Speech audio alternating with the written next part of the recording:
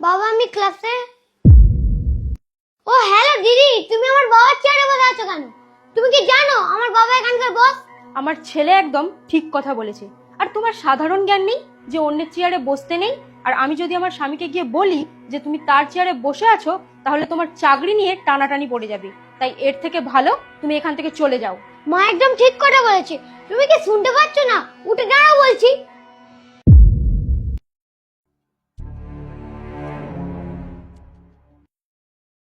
আরে দীপ্ত, তো তোমরা এখানে? বাবা দেখো না, উনি তোমার চেয়ারে বসে আছে। তোমার চেয়ারটা নোংরা হয়ে যাবে, আগে ওনাকে উঠতে বলো। না বাবু, আমি এক্ষুনি উঠে পড়ছি। আমি তোমার বাবার চেয়ারটা নোংরা করতে আসিনি। অ্যাকচুয়ালি আমার কেবিনে কাজ চলছে, সেই জন্যই আমি এখানে এসে আমার প্রজেক্টটা তৈরি করছিলাম। এখানে তো আরো জায়গা আছে, তুমি ওখানে গিয়ে বসতে পারতে। তুমি আমার বাবার চেয়ারে বসলে কেন? আরে বাবু, বড়দের সাথে এইভাবে কথা বলতে নেই। আরে তোমার কি হয়েছে? তুমি ওকে বোঝাচ্ছ কেন?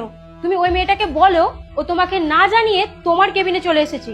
আর তুমি কি তোমার স্টাফকে মাথায় তুলে রেখেছো? ঈশা, তুমি এটা কি বলছো?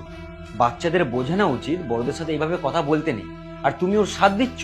আমি তো এক্ষুনি এখান থেকে চলে যাব, কিন্তু আপনারা এখানে কেন এসেছেন? তোমাকে কেন বলবো? আমি আমি আমার বাবাকে বলবো। বাবা জানো, আমি ক্লাসে ফার্স্ট হয়েছি। বাহ, খুব ভালো, গুড বয়। এইভাবেই পড়াশোনা করো তুমি। আর এই খুশিতে আমি একটা পার্টি রেখেছি। আমার কিছু বন্ধু আসবে আর ওর কিছু বন্ধু আসবে। কারণ তোমার তো বাড়ি যাওয়ার সময়ই হয় না, এই জন্য পার্টিটা অফিসেই রেখেছি। আর সেই জন্য তোমাকে আমরা সারপ্রাইজ দিতে এসেছিলাম। আর এসে তো দেখছি আমরা নিজেরাই সারপ্রাইজ হয়ে গেছি।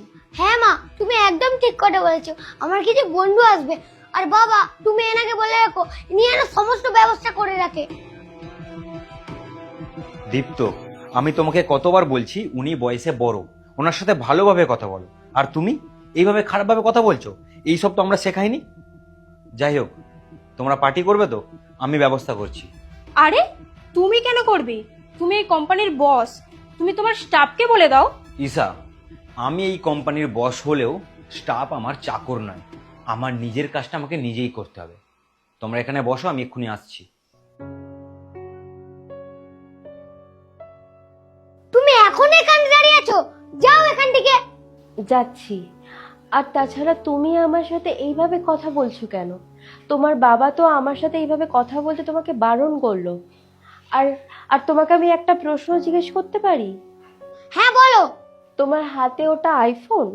হ্যাঁ, এটা আমার বাবা কিনে দিয়েছে। আর তুমি তুমি এত দামি শাড়ি পরে আছো, আর তোমার ব্যাগটাও তো অনেক সুন্দর। হ্যাঁ, এগুলো অনেক এক্সপেন্সিভ জিনিস, আর আমার স্বামী আমাকে কিনে দিয়েছে। বাচ্চার হাতে আইফোন আর তোমার এত দামি শাড়ি ব্যাগ দেখে বোঝাই যাচ্ছে যে তোমার স্বামী তোমাদের পেছনে অনেক বেশি খরচ করে। আর তাছাড়া এখন আবার শুনলাম পার্টি হবে, 20 জন লোক আসবে, সেখানেও তো অনেক বেশি খরচ।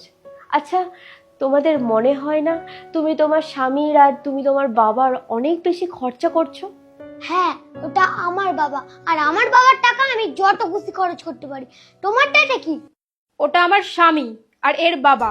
আর তাছাড়া ও আমাদের ওপর খরচা করবে না তো কার ওপর করবে? ও আমাদের সবকিছুর খেয়াল রাখে। অবশ্যই তোমাদের ইচ্ছে খুশির ওপর ও অনেক খেয়াল রাখে, কিন্তু তোমরা তোমরা ওর খেয়াল রাখো? আচ্ছা, তুমি জানো ওর মাইনে কত? আমার বাবা এই কোম্পানির বস।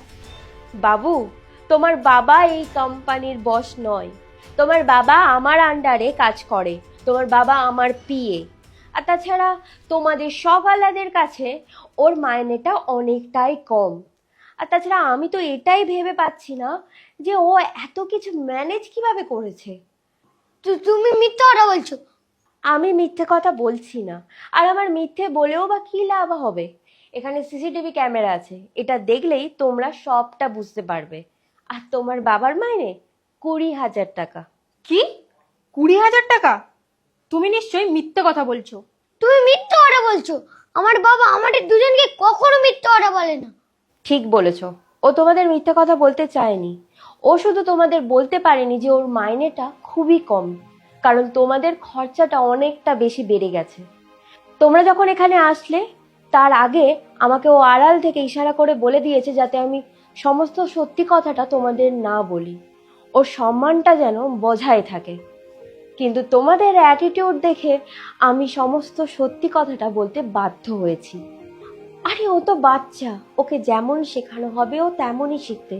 কিন্তু তুমি তুমি যখন ওকে বিয়ে করেছিলে, দুজন দুজনকে হাতে হাত রেখে মন্ত্র পড়ে একে অপরের পাশে থাকবে বলেছিলে। কিন্তু এখন এখন একবারও জিজ্ঞাসা করেছো ওর ইনকাম করতে কতটা কষ্ট হয়? দিনের পর দিন, রাতের পর রাত ওকে জেগে জেগে ওভার টাইম করতে ওর কতটা কষ্ট হয়? জিজ্ঞেস করেছো একবারও? সরি, আমি বুঝতে পারিনি ও এত কিছু করেছে আমাদের জন্য। আর ও যে ওভারটাইম করেছে সেটাও কোনোদিন আমাদের বলেনি, আর আমরাও কোনোদিন জিজ্ঞাসা করার চেষ্টা করিনি। আর আমরা নিজেদের লাইফস্টাইলে এতটাই জড়িয়ে পড়েছিলাম যে ভুলেই গিয়েছিলাম সে আমাদের জন্য কতটা কষ্ট করছে। হ্যাঁ মা, তুমি ঠিক বলেছো। আমরা ভুলেই গেছিলাম বাবার কাছে কি আছে না নেই। আমরা শুধু নিজেদের শখ পূরণ করতে চেয়েছিলাম।